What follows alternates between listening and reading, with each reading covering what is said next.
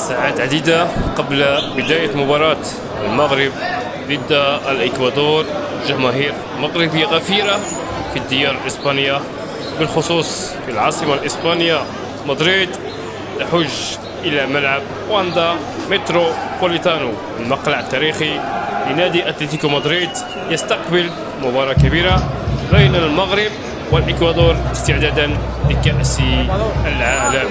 وكذلك يشهد ملعب واندا متروبوليتانو أول مباراة للناخب الوطني محمد وهبي على مقاعد بدلاء منتخب المغرب.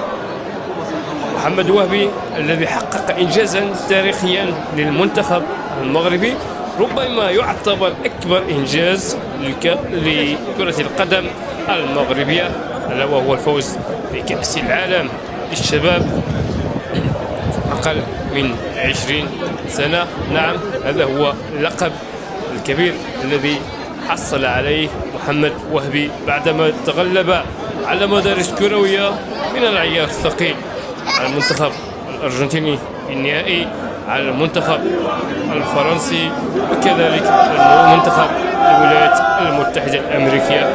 كل هذه المنتخبات تعتبر من المنتخبات العريقة والكبيرة ومدارس كروية كبيرة في كرة القدم.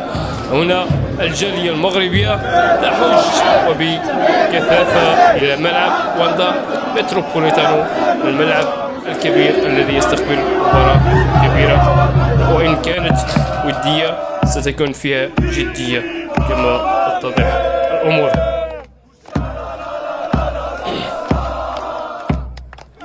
موعدنا يعني في الساعة 9:15، التي هو موعد مباراة منتخب المغرب بشكله الجديد ضد الإكوادور. مباراة إفريقيا اللاتينية محظوظة. نعم، ربما المغرب أراد باللعب مع الإكوادور والأوروغواي والباراغواي الاستعداد للمباراة الأهم في مجموعة نهائية كأس العالم